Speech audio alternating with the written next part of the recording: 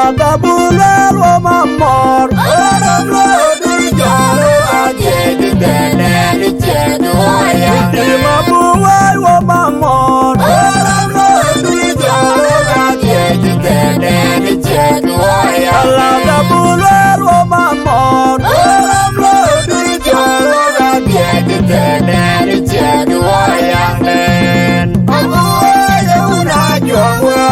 Kalau baje udah cina tiada kulayang, nanya udah manjir lanjir melihat ciberoma tak macar kumale, alam una jual lanjir melihat.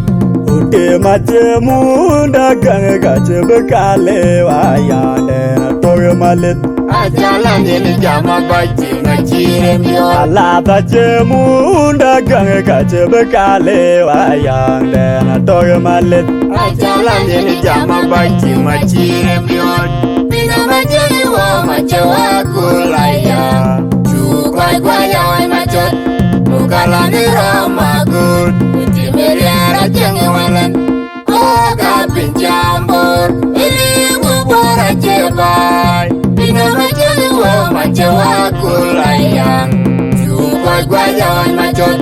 Bukalah ni ramagut. Meriara jangan walan, agak pinjambur. Mayom macam tung mayom, mapor macam tung mayom, balir macam tung mayom, mapor macam tung mayom. Macam gua macam aku layak. Cukai guayai macam. Bukalah ni ramagut. Meriara jangan walan, agak pinjambur. Ini bubur aja bay. Bina macam gua macam aku layak. Cukai guayai macam. Bukalah ni ramagut. Meriara jangan walan, agak pinjambur. Allah bulal wa mamor. Aram lo di jalo aja di dene di jedu ayam. Di mabuwai wa mamor. Aram lo di jalo aja di dene di jedu ayam. Allah da bulal wa mamor. Aram lo di jalo aja di dene di jedu ayam. Mabuwai una jongwa uni kalu baje una cina tiada kulayang. Nanya udah manjir lanjir melihat ciberoma tak macar kumale. Alam una jual lanjir melihat. Udah macam dagang kaca bekale wayang dan toge malet. Ajalan ini jama baji macam melihat. Alah macam dagang kaca bekale wayang dan toge malet. Ajalan ini jama baji macam melihat. Bina macam gua macam aku layak. Cukai guayai macam. Bukalah ni ramagut.